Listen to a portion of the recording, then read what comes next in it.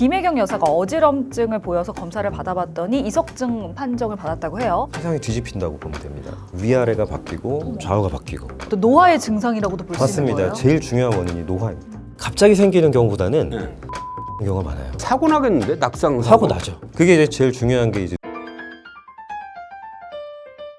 김철중의 이름은 낳는다. 오늘은 이재명 대통령의 부인, 영부인이죠. 김혜경 여사가 진단받은 것으로 알려진 이석증에 대해서 알아보도록 하겠습니다. 네, 오늘은 또 새롭게 단장한 스튜디오에서 이렇게 인사드리게 됐는데요. 배성훈 강남 세브란스병원 이비인후과 교수님과 함께하도록 하겠습니다. 어서 오세요. 안녕하십니까. 네, 안녕하십니까. 강남 세브란스병원 이비인후과에서 이과 담당하고 있는 배성훈이라고 합니다. 귀를 담당하신다고 그랬잖아요. 그럼 이비인후과는 주로 어떻게 나눠져 있죠? 보통 이제 귀, 코, 그리고 두경부 외과 이렇게 나눠져 있는데요. 저는 이제 청각이랑 어지럼증 이쪽 하고 있습니다. 제 주변에 이석증 환자가 너무 많아. 이유가 있나요? 연세가 높아질수록 유병률이 높아지는 질환이라서 어쩔 수 없이 조금씩 증가하는 게 있습니다. 또 노화의 증상이라고도 볼 수 있는 맞습니다. 거예요? 제일 중요한 원인이 노화입니다. 그러면 일단 이석증이라는 게 뭔지 일단 그걸 좀 설명해 줘야 될 것 같아요. 귀는 우리가 이제 듣는 거 기관이라고 알고 있는데 듣는 기관이 달팽이관이라는 게 있고요. 그 옆에 이제 전정기관이라는 기관이 같이 붙어 있습니다. 전정기관은 5가지 소기관으로 이루어져 있는데요. 그 중에 2가지 기관에는 이석이라는 게 이렇게 붙어 있어서 중력을 감지하게 해줍니다.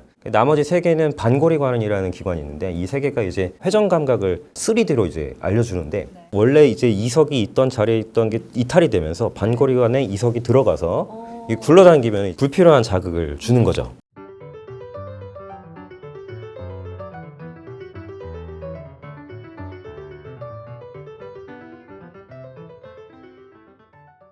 그 이석이라는 게 칼슘 덩어리라고 하셨잖아요. 네네. 크기는 어느 정도 되나요? 정확하게 말하면 탄산칼슘인데요. 분필이랑 똑같은 성분입니다. 이 크기가 보통 1에서 30 마이크로미터 정도 수준인데 머리카락이 한 50 마이크로미터 정도 되거든요. 그 미세먼지가 한 10 마이크로미터 정도라고 하면 거의 안 보이죠, 그러니까.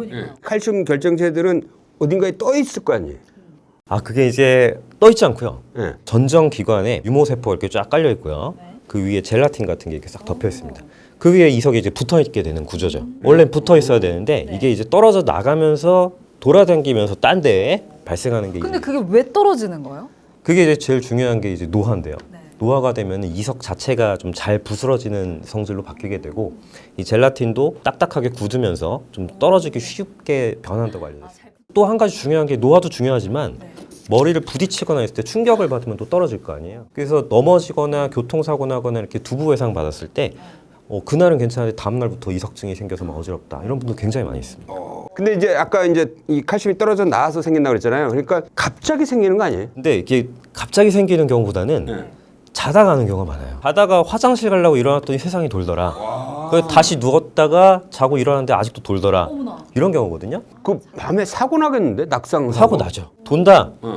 일어나지 마시고 가만히 누워 계셔야 됩니다. 보통 이석증은 누워있으면 한 1, 2분 내로 가라앉습니다. 작년에 이 청와대 브리핑에 따르면 김혜경 여사가 어지럼증을 보여서 검사를 받아봤더니 이석증 판정을 받았다고 해요. 그래서 한동안 이 공식 일정에 참석을 못했다고 하는데 이렇게 스케줄을 소화하지 못할 정도로 어지럼증의 이 고통이 심하다는 좀 생각이 들거든요. 세상이 뒤집힌다고 보면 됩니다. 위아래가 바뀌고 좌우가 바뀌고 막 돌거든요. 그래서 일단은 그 회전성 어지럼증이 제일 이제 심한 불편감인데 이 문제는 그것만 있는 게 아니죠. 회전성 어지럼증이 생기면 멀미 증상이 또 생깁니다.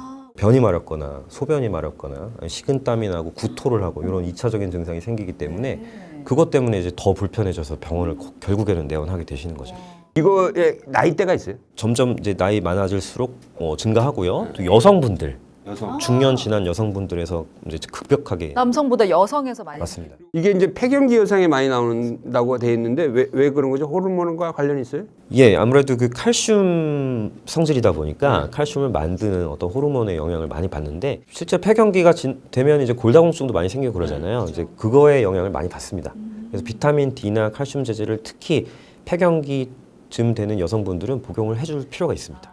다양한 어지럼증의 증상이 있잖아요. 근데 이석증의 특징적인 어지럼증은 없나요? 자세 변화에 의해서 어지럼증이 생긴 경우 그리고 이게 반복적인 경우 거의 이석증이라고 보시면 됩니다. 누웠다가 앉았을 때 누웠다 앉을 때도 어지럽고요. 앉았다 누울 때도 어지럽습니다. 아, 요게 특징이네. 네. 고혈압 약 드시거나 전립선 약 드시는 분들은 혈관이 확장된 상태이기 때문에 혈압 떨어지면서 그럴 수 있거든요. 근데 그런 경우에는 누울 땐 증상이 안 생기거든요. 왜 저희가 과음을 했을 때도 세상이 핑핑 돌잖아요. 그게 근거가 있는 얘기인데요. 네. 아까 그 반골간 말씀드렸잖아요. 거기도 유모세포가 달려 있거든요. 그 유모세포가 과음을 했을 때 이 성상이 변해요. 그래서 불필요하게 이게 뜨거나 깔아앉거나 하는 이런 현상이 생겨서 이석증이랑 유사한 증상이 생긴다고 알려져 있습니다. 그리고 보통 왜 우리 메니에르 병이라고 하잖아요. 뭐 어지러우면 메니에르 병 아닌가? 뭐 이런 식으로 의심하잖아요. 이거의 차이는 뭐예요?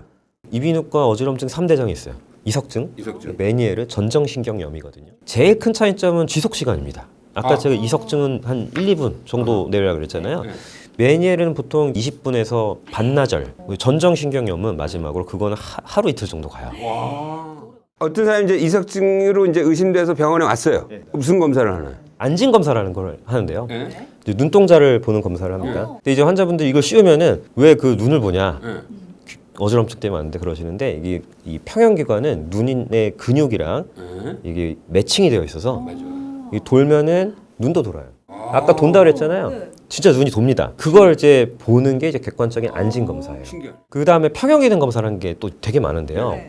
이석증은 특이하게도 평형기능 검사는 하나도 비정상이 안 나와요. 아까 그 메니에르 뭐 이제 전정신경염 이런 거는 평형기능 검사에 비정상 소견이 나오거든요.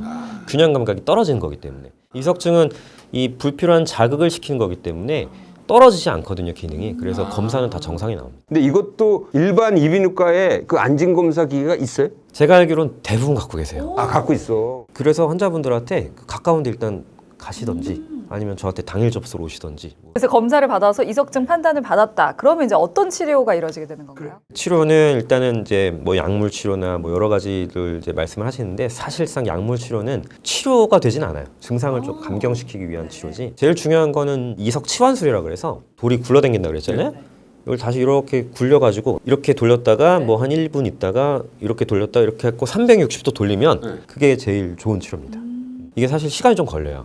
그 자세에서 이석에 이렇게 슬슬 깔아앉을 때까지 기다려야 되기 때문에 이렇게 천천히 한 4-5단계 정도 자세로 돌려서 하기 때문에 아무리 빨리 해봤자 15분 정도는 걸립니다. 그렇게 해가지고 빠져나온 칼슘 덩어리가 원래 위치로 싹 들어가면은 갑자기 기적이 일어나는 거예요? 갑자기 안 어지럽죠. 그럼 한 번의 이 시술만으로 해결이 되는 겁니까? 문헌상 한 70%에서 90% 정도까지 한 번 치료에 그냥 성공한다고 되어 있어요. 그 이제 유튜브에도 본인이 한번 해보는 거야. 근데 오히려 이렇게 정확한 이석의 위치를 파악이 안 된 상태에서 했다가는 오히려 악화를 시킬 수가 있어요. 그럴 수 있습니다.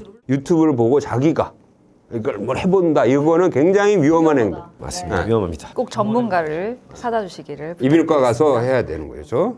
그러면 예를 들어서 그렇게 해서 잘 났는데 2달이 지났어. 근데 다시 또 어지러졌어. 그러면 그 자리를 꼭 빠진다고 할 수는 없는 거죠. 또 다시 안진 검사를 해봐야 되는 거죠. 2달이면 재발한 거기 때문에 예, 그 이석이라고 볼 수 없어요. 왜냐하면 이석은요 그냥 놔둬도 녹거든요, 지가. 평생 계속 똑같은 이석이 계속 있는 게 아니라 없어졌다 생겼다 하는 거기 때문에 이석증도 치료를 안 해도요 보통 한 달 정도 내로는 저절로 없어집니다. 빠져나온 이석이 이제 없어지는 녹아서 거야. 없어지죠. 그러면 상당수 환자들이 거의 다 좋아지지 않아요? 맞죠. 약도 드시고 뭐 시간 지나면 좋아지니까 사실은 많이 좋아지긴 하시는데 이제 문제는 대학병원까지 오시는 분들은 이제 로컬 선생님들이 치료를 하고 안 되는 분들이 오실 거 아니에요. 그러니까 좀 난치성인 경우가 많이 있어요. 왜 어떤 사람은 난치성으로 바뀌는 거죠? 그게 타입 중에 굴러당기는 이석이 있어요. 그건 이제 다시 넣으면 되죠. 근데 굴러당기지 않고 저 끄트머리에 유모세포 근처에 박혀 있는 경우가 있어요. 머리를 흔들거나 안마기를 대거나 해서 좀 떨어뜨리려고 시도를 하는데 성공률이 낮죠. 그 난치성 그 이석증은 대략 전체 이석증 환자의 몇 프로예요? 높진 않아요. 근데 이제 보통 한 70-80% 정도는 그냥 잘 낫는 타입인데 나머지 분들이 이제 조금 오래 가는 타입이고 근데 그렇다고 하더라도 길어야 한 달 정도면은 저절로 증상이 좀 좋아지긴 해요. 그리고 이 일반적으로 재발되는 비율은 어느 정도예요? 재발률이 꽤 높은데요. 1년 내 재발률이 논문에 거의 한 20-30% 정도 꽤 높습니다. 그러면 재발이 안 되게 하려면 어떻게 해야 돼요? 베개가 낮은 자세. 베개가 낮은 상태로 누우면 빠져나가기 쉬운 각도가 돼요. 베개를 좀 높게 하고 네, 그렇게 하시면 베개를 안 베고 자는 분들 계시잖아요. 있죠. 리스크가 높습니다. 그런 경우는. 그래서 일단 베개는 높게 베고 주무시라라고 말씀을 드려요. 자, 그럼 이쯤에서 이제 이석증과 관련해서 우리 구독자분들이 궁금해하실 만한 점들을 모아서 팩트 체크를 좀 해보는 시간을 준비를 했습니다.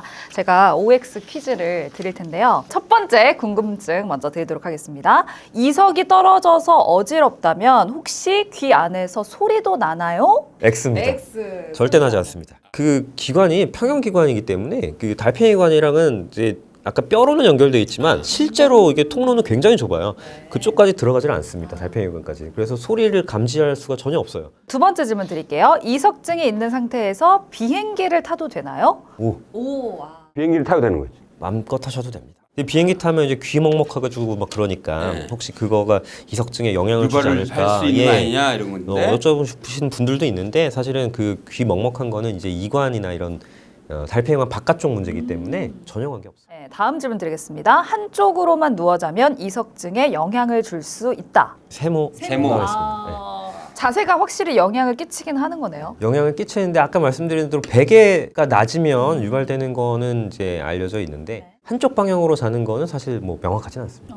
그래서 좀 베개만 좀 높게 베고 주무시라고 말씀드리고 싶어요. 마지막 질문 드리겠습니다. 이석증이 칼슘 덩어리가 빠져나와서 발생하는 질환이라고 하셨는데 그러면 평소에 칼슘을 많이 섭취하는 게 도움이 될까요?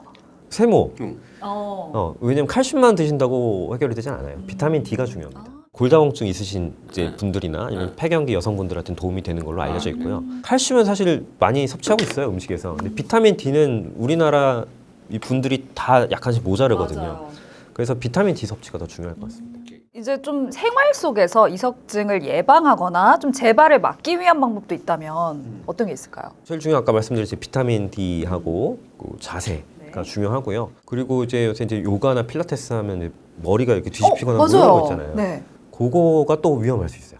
머리 위치가 바뀌는 거기 때문에 이게 중력 방향이 또 바뀌면서 굴러 들어갈 확률이 또 생기거든요, 돌이. 그럼 이제 급하게 갑작스럽게 어지럼증의 증상이 생겼을 때 뭔가 급하게 조치할 수 있는 방법도 있을까요? 있습니다. 근데 이석 치환술을 할 수 없는 경우가 많잖아요. 뭐 그런 경우에는 먼저 멀미약을 드시면 됩니다. 귀 밑에 이런 거. 귀 밑에도 괜찮아요. 어. 그 약국에서 파는 멀미약 있잖아요.